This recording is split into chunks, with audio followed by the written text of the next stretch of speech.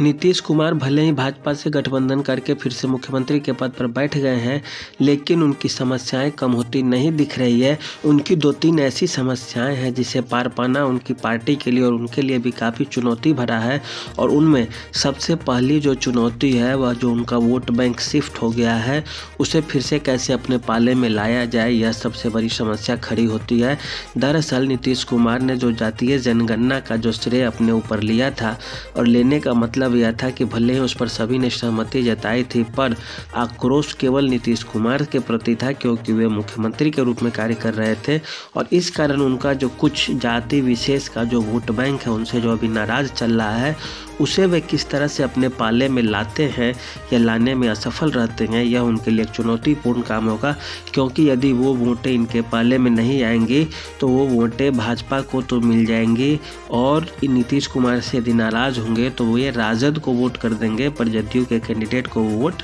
नहीं करेंगे। ऐसी स्थिति में फिर से उनका सीट जो कम आएगा, इससे उसका नकारात्मक प्रभाव पड़ेगा। दूसरा है चिराग पासवान को मनाना। चिराग पासवान की स्थिति अभी ऐसी है बिहार में कि वे नीतीश कुमार के सबसे ज़्यादा विरोध करने वाले नेताओं में से एक है और वे खुद बोलते हैं कि मुख्यमंत्री से हमें कोई दिक्कत नहीं है, उनकी नीतियों का हम विरोध करते हैं। तो सबसे उससे जो प्रभाव पड़ेगा वह यह कि चिराग पासवान यदि फिर से कैंडिडेट खड़ा करने के मकसद से उतरते हैं चुनावी क्षेत्र में बिहार में, तो फिर इससे भी नीतीश कुमार को काफ़ी परेशानी का सामना करना पड़ेगा, क्योंकि इससे पहले भी वे भुगत चुके हैं इस चीज़ को। दूसरी बात है, चिराग पासवान अभी शांत है क्योंकि खुद लोक जनशक्ति पार्टी 2 पाले में हो गई है। एक जो चिराग पासवान के चाचा है पशुपति पारस, उनके नेतृत्व में, और दूसरा चिराग पासवान के नेतृत्व में काम कर रहा है। तीसरी जो सबसे बड़ी चीज़ है कि राष्ट्रीय जनता दल नीतीश कुमार की पार्टी को तोड़ने का भरसक प्रयास करेगी और यदि नीतीश कुमार या भाजपा या जीतन राम मांझी, ये तीनों में से कोई भी पार्टी से यदि विधायक इधर से उधर होने की मन बनाते हैं या कोशिश करते हैं, तो नीतीश कुमार की सरकार के लिए काफ़ी निराशाजनक होगा और ऐसी स्थिति में सरकार फिर से बनी बनाई गिर भी सकती है। हालांकि पीछे से भाजपा खड़ी है, इसीलिए इस बात का अंदेशा कम होगा। चौथी बात जो अब दिखने जा रही है बिहार में वह यह है कि नीतीश कुमार को अब कांग्रेस का जो पार्टी है, कांग्रेस के जो 19 विधायक है, उसे तोड़ना नीतीश कुमार के लिए एक बड़ी चुनौती आ जाएगी। दरअसल यदि नीतीश कुमार उस 19 विधायक को तोड़ने में सफल हो जाते हैं तो जो उसमें से कुछ विधायक यदि इधर आ जाएंगे और उसके बाद फिर जो सरकार होगी वह मजबूत सरकार के रूप में काम करेगी 2025 तक, तो यह नीतीश कुमार के लिए एक बड़ा चुनौती है कि क्या वे इसे तोड़ पाने में सफल होते हैं।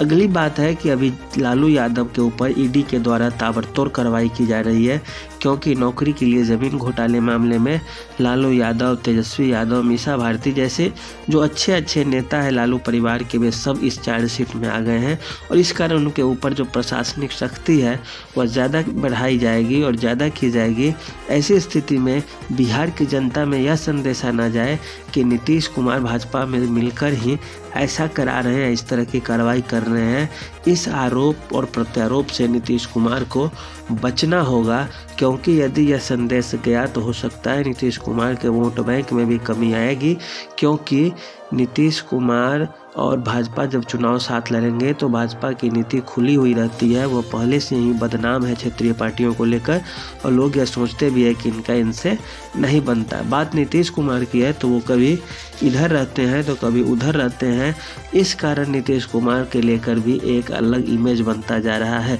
और अंतिम जो सबसे बड़ा चीज़ है वह यह कि नीतीश कुमार जनता तक इस संदेश को कैसे पहुंचाएंगे कि हम लालू यादव के अभी साथ थे और आज नहीं है, उन्होंने पार्टी क्यों छोड़ा, क्या अपने हित के लिए या अपनी कुर्सी बचाने के लिए या अपनी छवि को बेदाग रखने के लिए। तो अगर बेदाग रखने के लिए थे तो पहले उधर क्यों गए थे और भाजपा पर क्या आरोप लगा कर गए थे और भाजपा ने क्या वह काम किया, और नहीं किया तो फिर भाजपा की शरण में ही क्यों नीतीश कुमार आए और उनसे सहयोग लिए और समर्थन लिए और फिर अपने कुर्सी पर आए। तो बिहार की जनता को यह संदेश देना नीतीश कुमार जी के लिए सबसे बड़ा चुनौतीपूर्ण कार्य होगा कि क्यों वे बार बार इधर से उधर पाला बदलते हैं और कभी इस सहयोगी के साथ तो कभी उस सहयोगी के साथ अपना व्यवहार और बर्ताव करते हैं। तो ये कुछ समस्याएं हैं जो नीतीश कुमार को अभी भी कुर्सी पर बैठने के बाद चैन से सोने नहीं देगी। इन समस्याओं से देखिए नीतीश कुमार कैसे जूझते हैं, क्योंकि वे भी एक अनुभवी नेता है और जनता का जो संदेशा आता है, जनता का जो मन होता है उसे वे भी पढ़ पाते हैं।